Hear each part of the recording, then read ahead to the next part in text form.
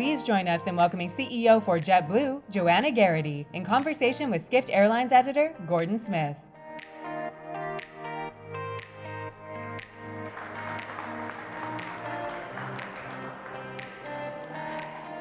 Joanna, welcome to the Skift Global Forum. Thanks, very happy to be here and see so many great faces in the glass house. The glass I house, don't know what absolutely. the significance of the glass house is other than some glass, but yeah. We've had big news out of you just this morning, breaking news even. For those of you that aren't aware, JetBlue is going into the airport lounge. Worst kept secret Business. ever. Yeah.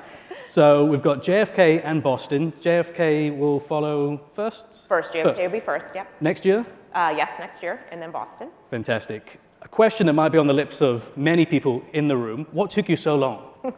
You know, lounges are probably the single most significant thing customers have asked for that we have not offered. And part of that was because we really want to focus on having low fares. And it costs a lot of money to operate a lounge. You're in it for a short period of time.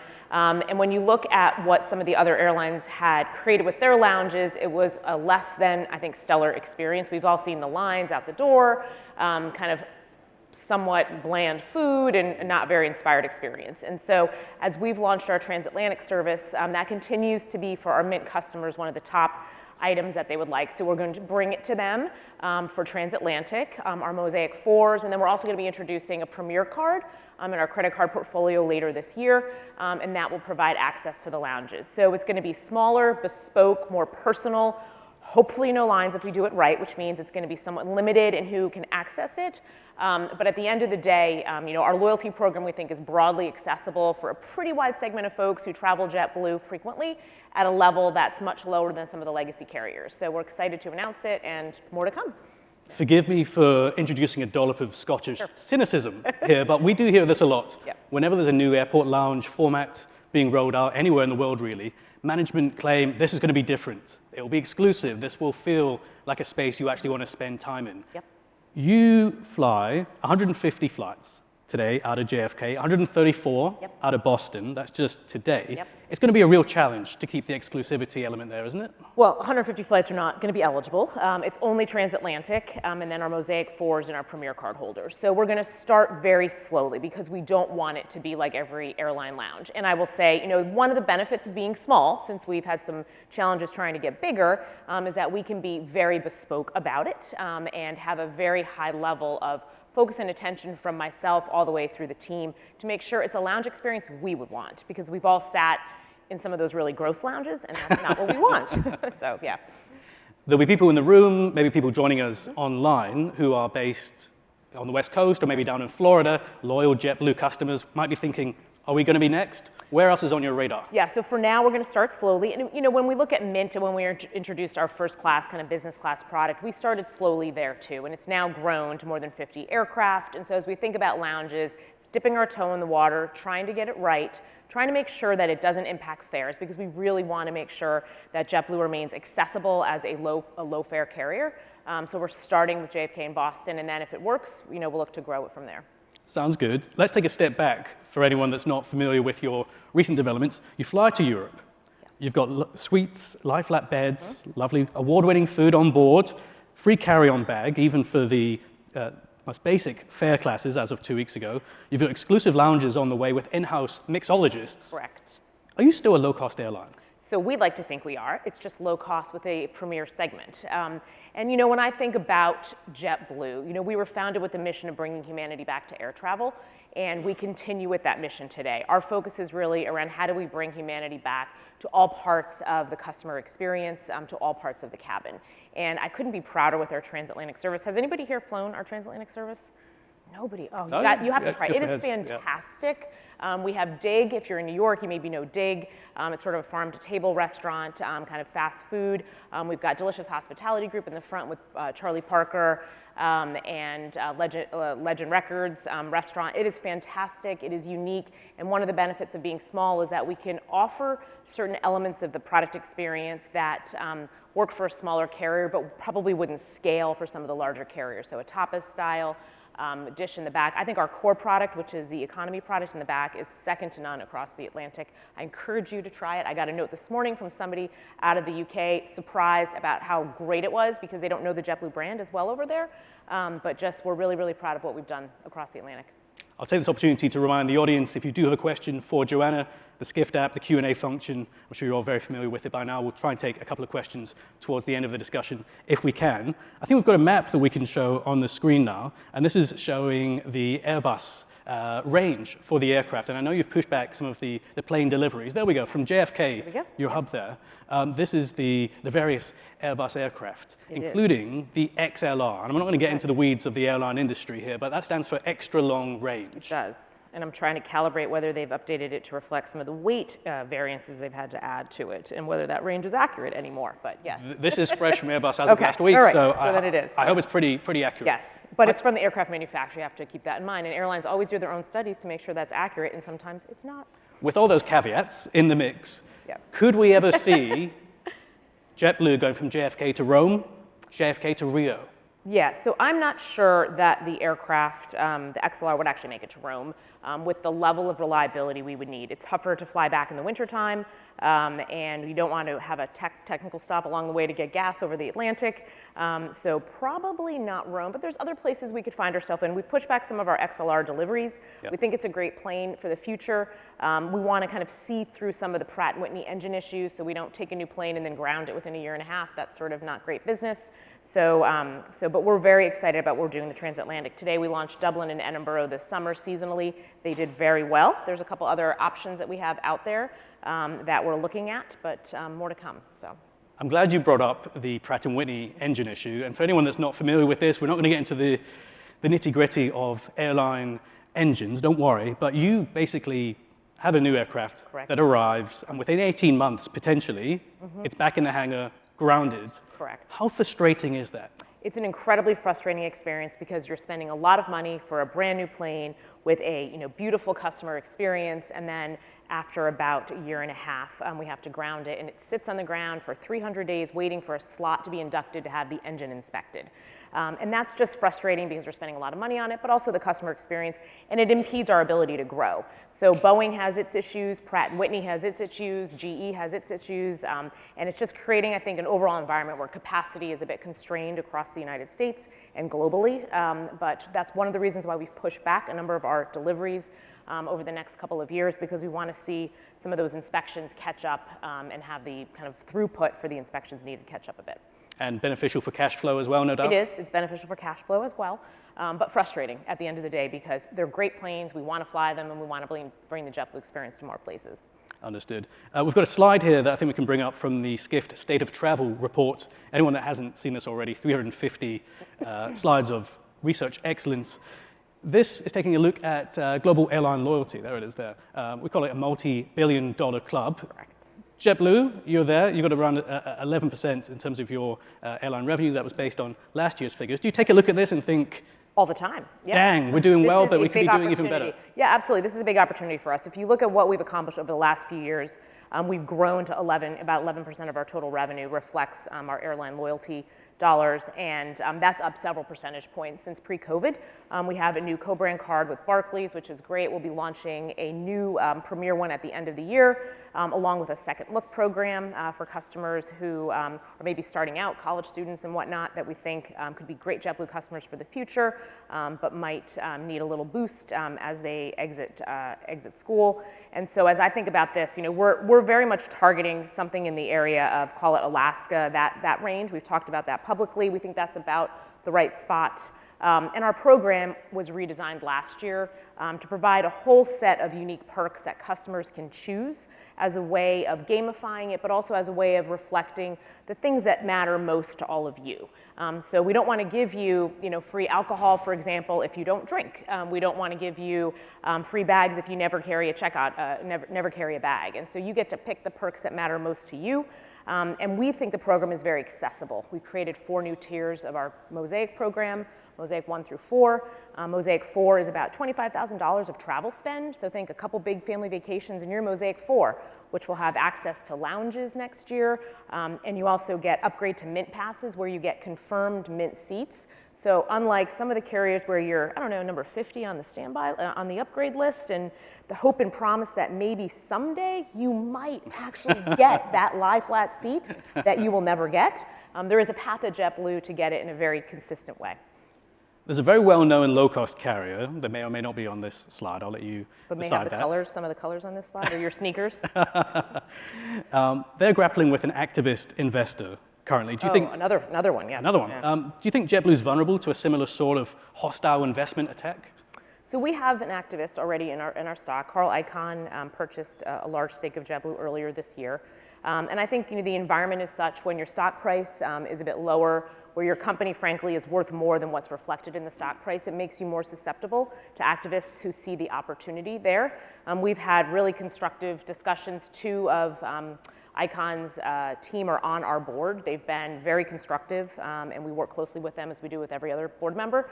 And we're working through that. But I'm seeing what's happening at Southwest. I don't wish it on anybody because it's hard. It can be distracting at times. But at the end of the day, we are all focused on trying to drive a better business, and that's what we're focused on in returning to profitability.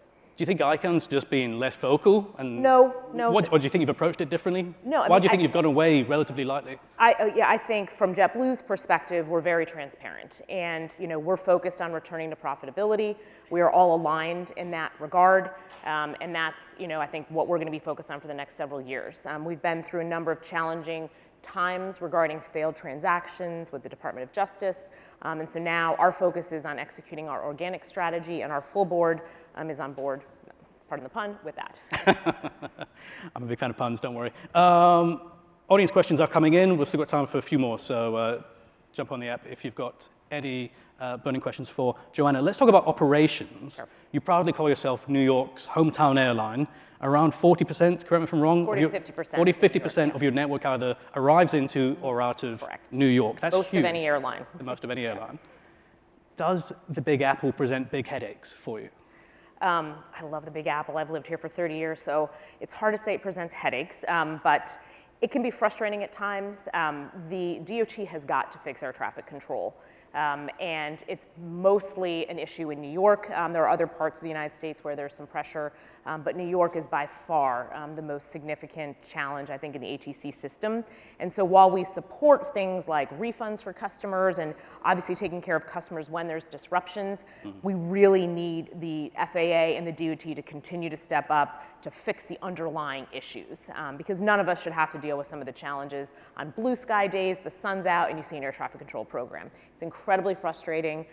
We've gotten, I think, much more effective at handling those. We've got a whole team focused on how do we recover quickly from days where there are disruptions. This summer, we had a much better summer. Our on-time performance is up 10 points. Our completion factor, the number of flights completed, is up meaningfully. So we're just getting much better at how to manage irregular operations, but nobody likes them. And fundamentally, we're dependent on the government to fix this issue.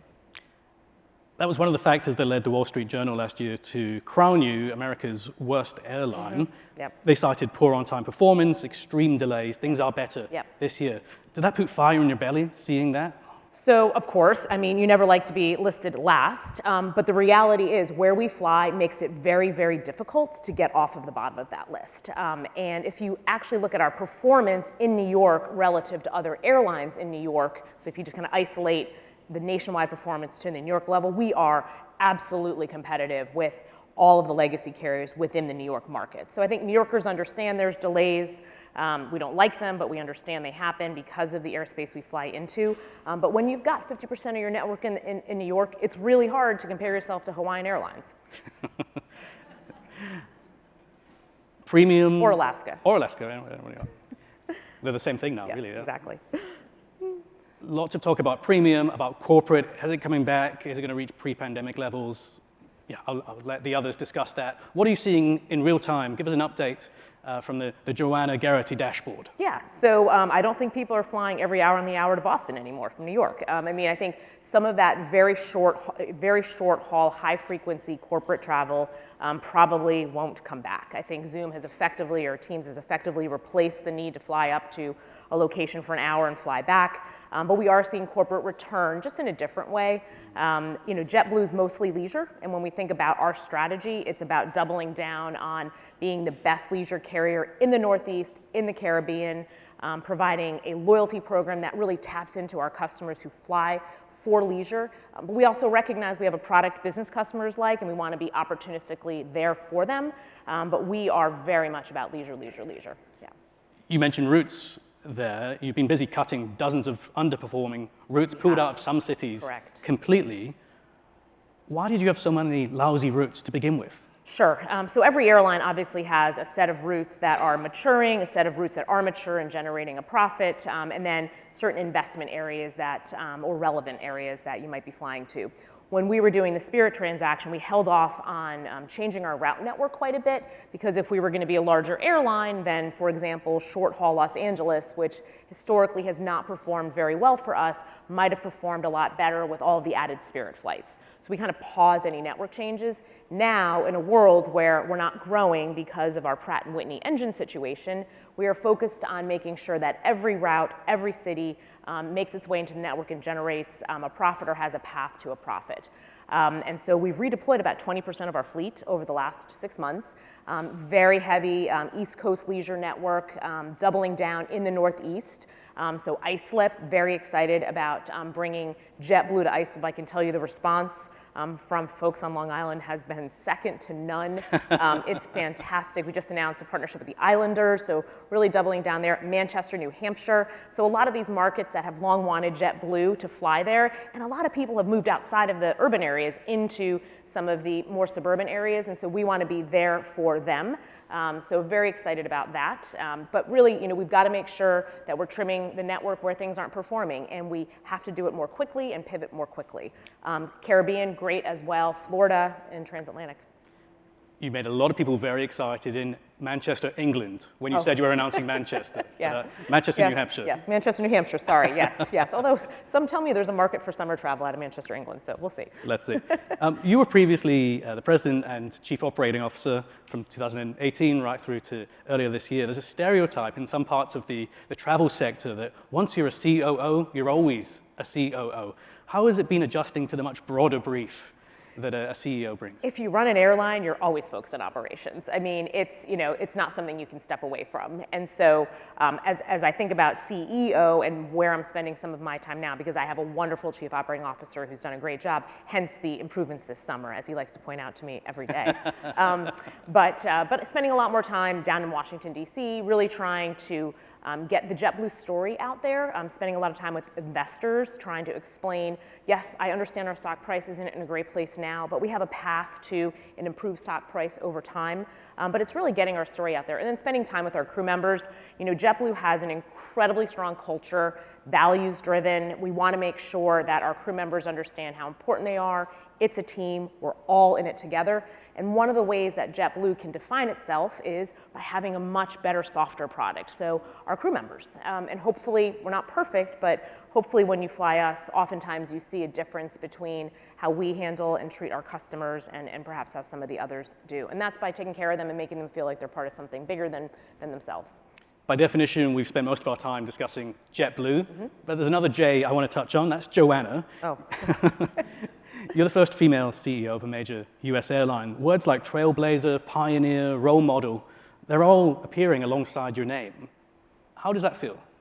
Uncomfortable, because I don't view myself in that way. At the end of the day, I feel that I'm sort of in this role for a period of time to help shepherd JetBlue through, a challenging period where we're coming out of, some, as I mentioned, failed transactions, stock price isn't where it needs to be, not profitable, but turning the corner and creating a better, stronger company for our customers, and really importantly for our crew members. I mean, we've got 25,000 people who rely on us to put food on the table, their kids through school, and at the end of the day, we've got to get JetBlue strong and healthy to do just that.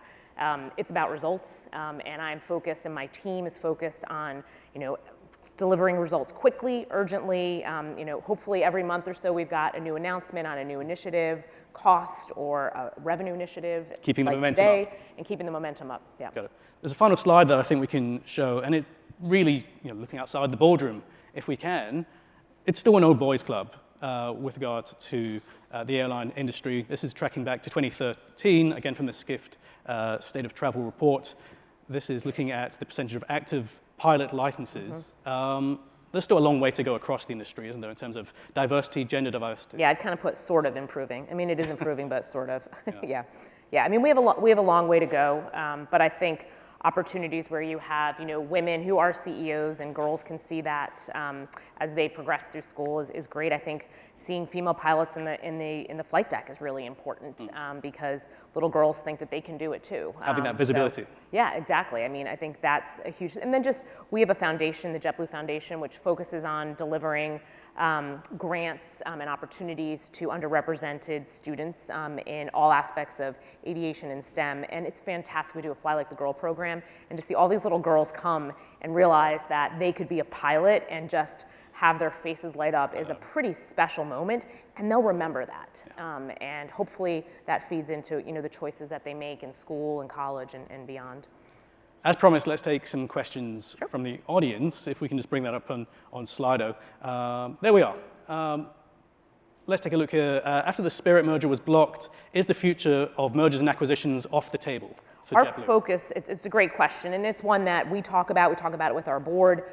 I think the challenge with the current environment that we're in, notwithstanding the recent approval of Alaska and Hawaiian, is it's difficult to see how a merger could happen with this administration. And so for JetBlue, we are focused on executing our core strategy. We have a great brand, we have a great product, we fly to fantastic geographies. We've got to get more out of that, and we've got to focus on making JetBlue better and really taking advantage of those strengths. Another one from Slido. Would joining the One World Alliance be a good strategy for JetBlue? Yeah, we've debated whether joining an alliance, whether it's One World or somewhere else, makes sense. I think there's pros and cons. Obviously, there's cost to joining an alliance, but it also provides you with more access, relevance, tapping into frequent flyer programs and sharing in that regard. So it's something over time that we'll continue to look at. I do think the partnership strategy is an important part of how we're thinking about the future. We've got over 50 airline partners that provide relevance around the world, but we do recognize that as a 5% player in the United States, sometimes our limited network relevance can be challenging for customers who want to fly everywhere. So it's something we'll continue to evaluate. We tried to do something with American years ago. Again, the Department of Justice didn't like it. We spent a lot of time with the Department of Justice over the last few years, but it's something, in the right environment, I think it's something we would consider. Do you think they would let you in? With the Department of Justice? No, forgive me, the One World. I mean, I think we're a great airline. I think we're nice. They should let us in. No, all right. You may be slightly biased. It's hard to know, but we do a lot of partnerships with One World carriers today, and that's quite a great part of the network. Got it. Let's go for a little lightning round, if we can. What are some of the long-haul priority growth markets for JetBlue? Yeah, it's a great question, one we get asked a lot. I think for now, we're really focused on sort of rounding out what we're doing. So we currently fly seasonally to Dublin and Edinburgh. We fly year-round to Amsterdam, Paris, and then London, Heathrow, and Gatwick. And we're going to continue to just develop those for the time being. There's a few others seasonally that look kind of interesting, but at the end of the day, we've really got to make sure with the limited aircraft that we have that we're putting it into the places that are going to generate the most profit for JetBlue and be the most relevant for our customers. Sustainability is a topic, I'm sure it's high on your radar. It's clearly high on the radar of the audience. There's been a couple of questions coming in on sustainability. This one here, how does JetBlue plan to approach future sustainable aviation fuel regulations and sustainability in general? Sure, we have a commitment for net carbon zero by 2040. SAF being sort of the big move there. We recently signed a contract with out of New York, where the first SAF provider in New York will be providing JetBlue fuel. We've got a program in California as well. But at the end of the day, we need the government to accelerate this. The airlines will not get there on their own. We need subsidies, and we need the government to make this a priority. They say green matters. We'll put your money where your mouth is. So that, I think, is the first piece. And then, frankly, air traffic control. If you look at the inefficiencies in the air traffic control system, you look at the investments that airlines like JetBlue have made in next generation technology that would enable us to actually fly shorter routes between points, so you don't have to go around and space as far apart as we currently do, that would create a level of efficiency that also would very much support a path, a more sustainable path. But yet, with the air traffic control constraints, the government's unable to do that. So, so my view would be step up. You know, we need help. The airline industry relies heavily on just the infrastructure of the government, and they need to do their part, and they need to do it more. Joanna, it's been an absolute pleasure speaking to you, and Great. thank you for your audience questions. Thanks for joining us. Thanks. Thanks. That's great. Thank you.